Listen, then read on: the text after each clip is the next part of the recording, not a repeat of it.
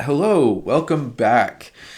So today we're talking about compounding autistic burnout, or what I call compounding autistic burnout. What it is, as far as what I consider it, some examples from my life, and get the conversation going. So, what do I consider compounding autistic burnout? So, it would fall under, I guess, the general idea of burnout.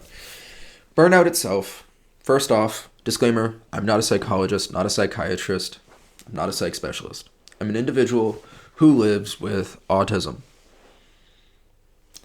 I have lived with it. I do live with it. That's how this works. It's in my genes. So I'm doing this from lived experience. And there might be some technical term for this thing that I don't know about. But I'm going to talk about it. So here we go. So normal burnout, your battery is on low. It's harder to do certain things. You might be able to still do some of the things. And usually, at least from my experience, burnout is described as one or two things having sapped most of your battery power. We'll call it reference to a battery. Your battery's on low, like on your phone or on your computer or whatever. Pick your device.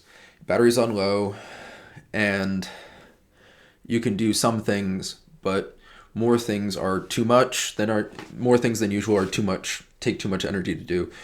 Or things like phobias, fears, anxieties seem larger than they would normally, more intimidating. They infringe on your life more than normally.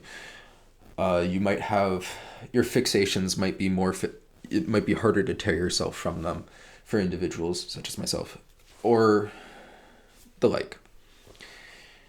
And for, I think, a lot of individuals like myself who have stims or fixations and things like that, and it's comforting, when you're in just regular burnout, it's easier. You find yourself stimming more often. You find yourself reaching for things that are relaxing in those ways, or relaxing on a brain level, because that's what stimming really is. Let's be honest. Stimming is what's comfortable for your brain, even if it's a physical input. Like, you shake your hands not because it does something for your hand. You shake your hands because it does something for your brain. And I play with my fingers and I shake my hands and I spin in chairs and I do things like that, not because it does something for my body, but because it does something for my brain. Or I sit on my feet, not because it feels comfortable for my knees or my legs, because let's be honest, it doesn't. It hurts my knees. I sit the way I do because it's comfortable for my brain. I don't sit because it's comfortable for my body. I sit because it's comfortable for my brain. Now, I know all those things are not necessarily just for autistic individuals who live with autism. Some of those are just neurodivergent qualities for other individuals who have other descriptors, I guess. The words are failing me right now. I apologize. This is unscripted, by the way. Surprise! Whoa! Back on topic.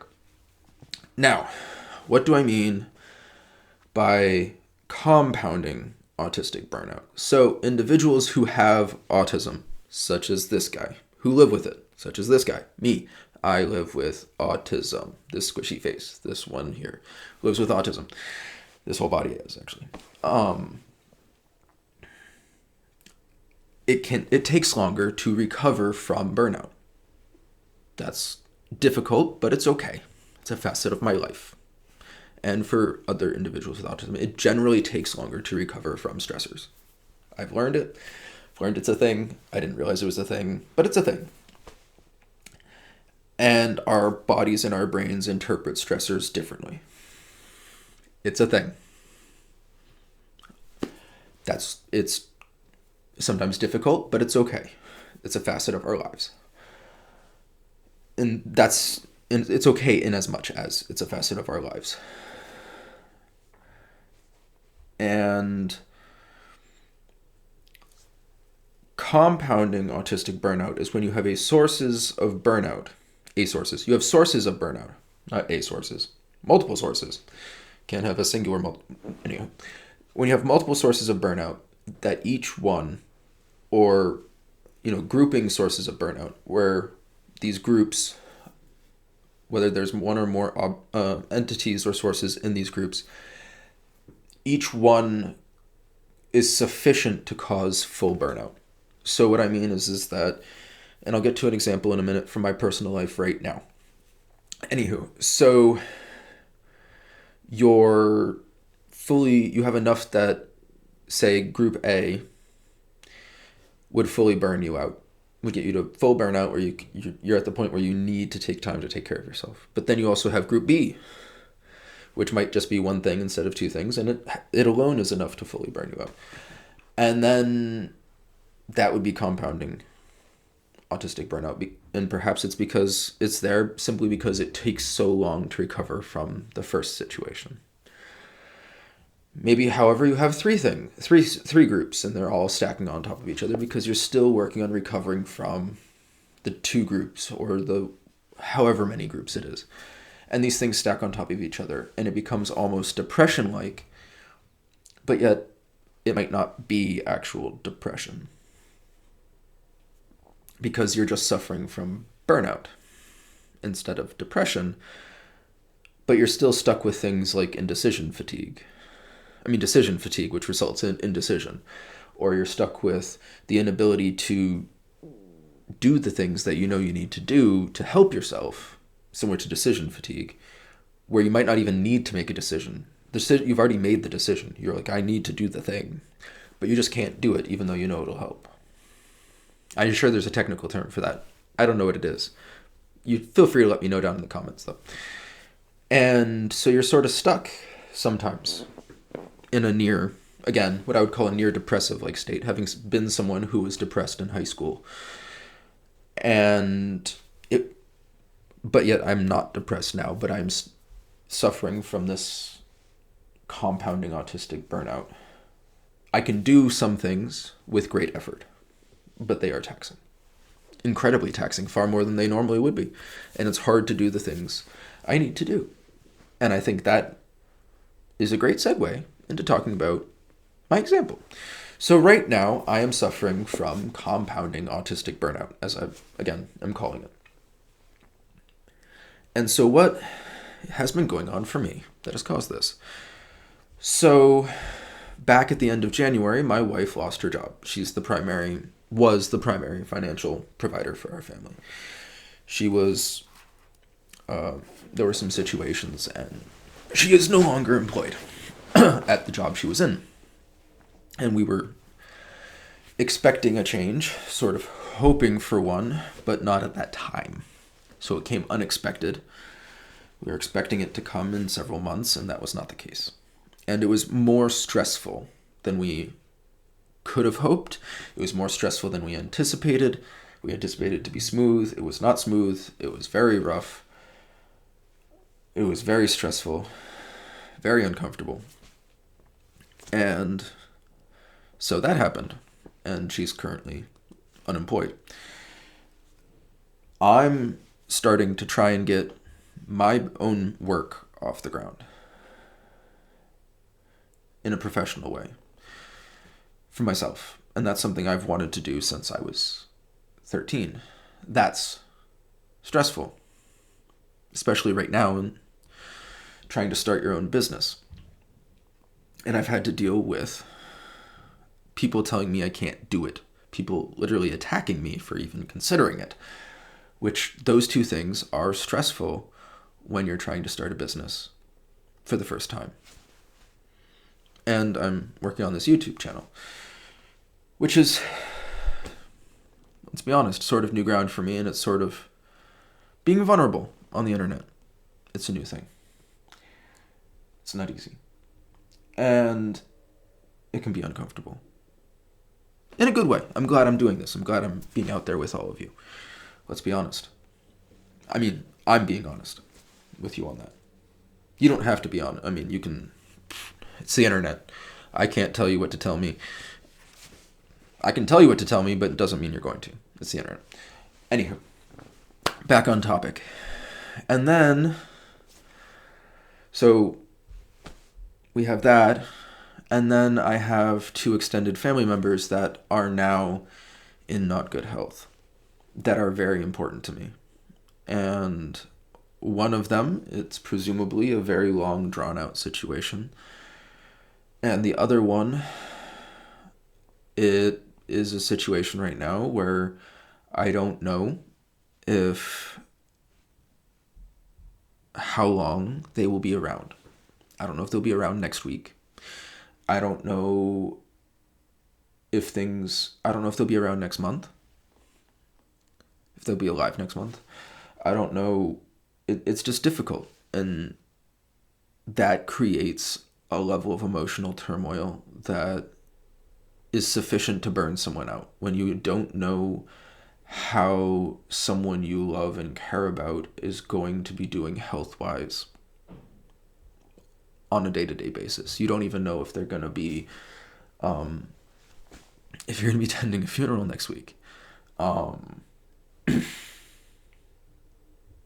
That brings its own level of that uncertainty that comes with uncertainty about someone's expectancy, the uncertainty about finances, all of these things, uncertainty about how your work's doing, how your spouse's work is doing, etc. These things all bring sufficient resources in their own rights to burn someone out. And I'm currently got multiple of them stacking on each other. And so for me, right now, how is that manifesting? That's manifesting in me struggling sometimes to do the things either I know I need to do, or that not being able to make the decisions to do the things that I know will help me. For example, I know that there are certain video games that if I play them for 30 minutes, they'll help lift my mood for a period of time. Or if I have what I call a cozy, which is essentially, it's like a hot chocolate with a dash of coffee. So it's almost a mocha, but not quite. I don't know. Story time for another time, but an ex-girlfriend made it so that I don't really like the term mocha, because I always feel I get her voice in my head whenever I say that word. She didn't like me saying that word. But anyway, that's a story for another time. But so I call it cozy. But I struggle to do those things. Or I struggle to make the decision to which game to play that will help. Or I struggle to actually turn on the TV when I've even picked one that will help. Or to turn on the game on my computer when I've picked a game that'll help, or a show that'll help, or something. Or I struggle to do the next step that I need to do for something that I know I need to do. Or I might more easily get hooked, like find myself hooked into YouTube Reels when I don't mean YouTube Shorts, not Reels. YouTube Shorts or Facebook Reels when I don't care. Let's be honest. I mean, I do care. I care about a few YouTube Shorts, and I might care about 1 or 2 Facebook Reels. But overall, I mean, I'm not a huge supporter of Facebook most of the time, but I don't like spending time on Facebook. I prefer YouTube for things. But I don't intend to sit there for 20 minutes, and all of a sudden I've sat there for 20 minutes scrolling because I'm sitting here in autistic burnout, compounded autistic burnout, because I just can't make the decisions. I'm not operating. I'm on autopilot. Just not making the decisions I need to make. And it doesn't get me out of the ditch, but it's monotone. It's beige. Not even beige. It's a very bland gray. I like gray. I have a lot of gray. But it's not even an interesting gray. So that's difficult. And it's real. And I'm sure I'm not the only one who experiences this. And it might not even be a thing that's only for individuals who, like me, have autism. And so is this a thing? For how many else of you? Who else out there? Because there's got to be other people. I'm a person with a math degree. There's got to be others of you out there who statistically, there's got to be other people who have experienced this, or who love people or take care of people who experience this. So, or who are in the psych field, who interact with this, who can talk about this.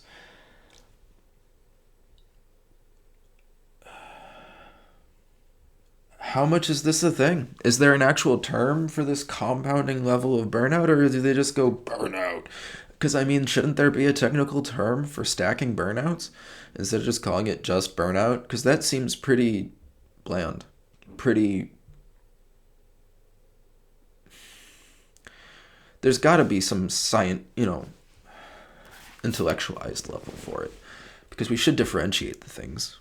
If they're different, there should be a level to differentiate them so that we can treat them so that we can approach them differently and study them differently. And maybe that's just the mathematician and individual with autism in me who wants to quantify things and understand things and break things down and solve things. But what's wrong with trying to figure out how to approach my difficulties so that I can work through them better? Anywho, that's been my unscripted shindig on compounding autistic burnout and my story time. I'd love to hear your thoughts. I'd love to hear your stories. I'd love to hear any information you have on the topic. I'm really thankful that you've made it with me this far in the video. If you liked this, please, please, please stick around and throw a like on the video. Please hit subscribe so that you can see some other stuff on this channel, because I'll be posting some other behind the scenes personal stuff going forward. I've decided that this is going to be a thing because I think it should be. I need to be more open and honest and more, I'm honest anyway, but I mean more me. More about me sometimes. Just real. Not just the science and the facts and the numbers, but also real. And talk about my lived experiences a bit more. I'm glad you're here. Thank you for watching. Thank you for being around. Thank you for being alive. Thank you for showing up for all that you do. Don't stop. Don't give up. Things are hard, but you're worth it. Your loved ones are worth it.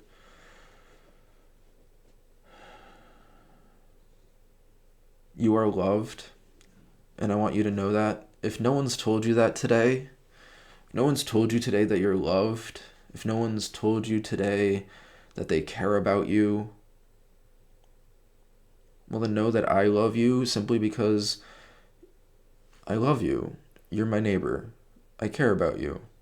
I hope you're doing okay. And if you're not, ask for help.